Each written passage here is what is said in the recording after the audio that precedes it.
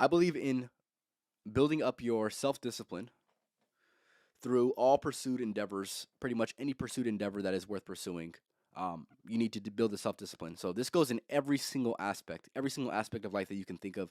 There's some type of self-discipline that is needed to, at the very least, remind yourself on the daily and have a concentrated focus of that certain endeavor that you're trying to pursue. Whether this is the physical, mental, spiritual, whatever it is, there is a certain self-discipline that you can establish within your day that is going to allow you to have that focus on that. And I think that is very, very important to have um, self-discipline built through all those, because self-discipline is one of the most important values that I definitely value for sure. And definitely something that I would say all people need to value, because if you're a person that lacks self-discipline, like I said, you're not living the best life you possibly can. And some people view self-discipline as like restrictive, but it is exactly the opposite of that. I would say it is not restrictive. It can feel restrictive at times, but ultimately, if it's something that you value and something that you choose to, spend your time and energy on and your focus on, then I would say that is freedom in choosing something that is the best for yourself. So, yeah, that is definitely something that I would recommend. Like I said, building self-discipline through all pursued endeavors in life. The next thing that I believe in is being selective and being conscious of your focus and who you choose to influence you, because everybody is an influence to you to some extent, and you need to be very, very conscious of the decisions that you make and the people that you allow in your life. This can even go with the people that you follow, right? Because they have some type of influence over you, whether you like to believe it or not, but you need to be very, very picky, very selective, and very conscious in the people that you choose to let influence you, right? For whatever reason, there's people that let random people who don't matter, who are not really a person that has the best interest in mind for you, letting them influence you. And I don't understand that. I've never understood that, quite frankly, and I never will understand that, because that is something that I don't choose for myself. Right? I'm very, very selective, very, very choosy, very, very conscious of the decisions that I make and the people who I allow to influence me. Because, like I said, I recognize how, and most people probably don't recognize this and haven't done the time to research this, but I recognize how impressionable the subconscious mind is. And if you do not, or you're not, you know, caught up with what and how the subconscious mind works, it pretty much takes in every single thing that you consume, whether it's conscious or unconscious, whether you're sleeping or whether you're awake. It takes in everything. And certain thoughts that you will have and certain life paths that you will choose will be dictated based off of what you allow in your subconscious mind. So that's why I'm very, very choosy and conscious with what I choose to listen to or choose to hear, or a person who I choose to let influence me. So that is definitely something that I would say you definitely need to live by.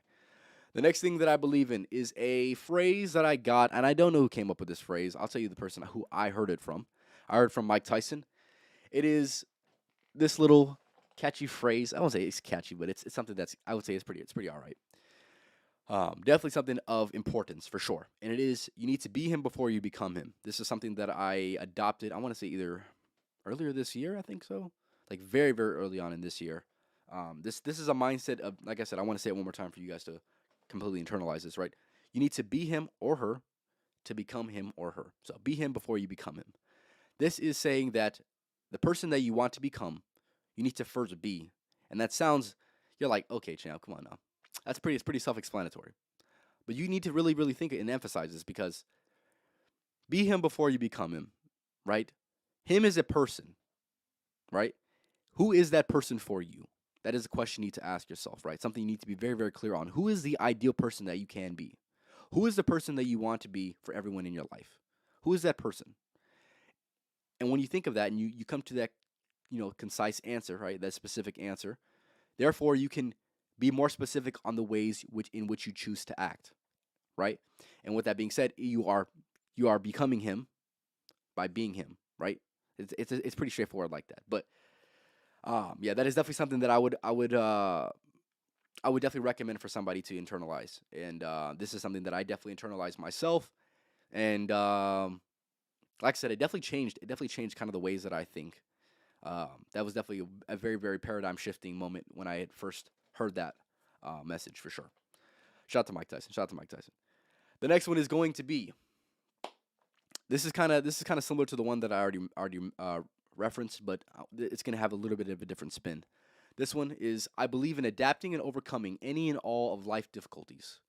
So they definitely need to be not only changed into a positive, but they also need to be something that you adapt and overcome. Like I said, there's plenty of things, and like I said, emotions are different, and like I said, certain life circumstances are going to treat you a certain way, but you need to adapt and overcome the circumstances in which you need to adapt and overcome in. Obviously, you need to go ahead and analyze what specifically you need to adapt and overcome.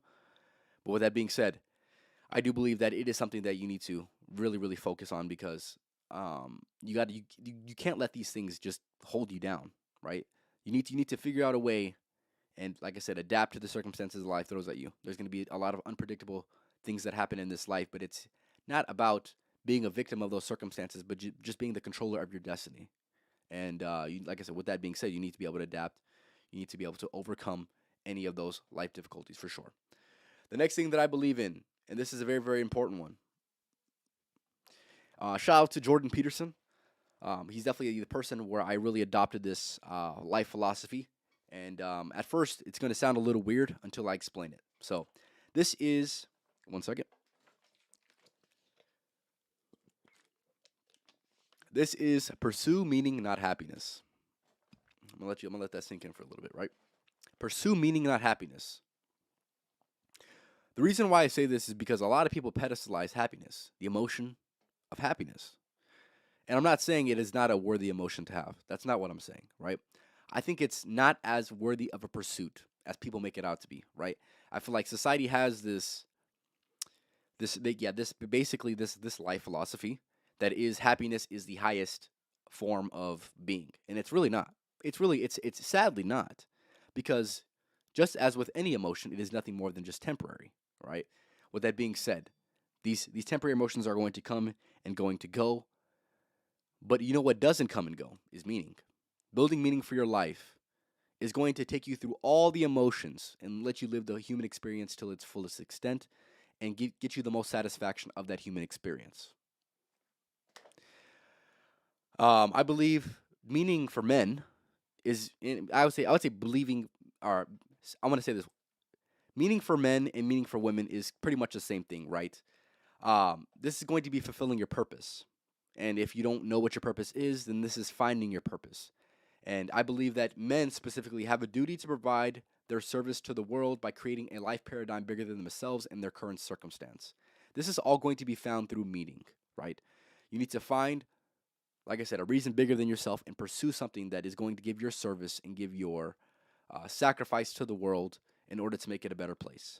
Like I said, that is going to be the ultimate route of fulfilling your purpose and finding meaning within this life. This is something that I would deem to be a worthy pursuit. And if you're not pursuing this, well, you need to change something. Something needs to change, and you need to shift your focus for sure.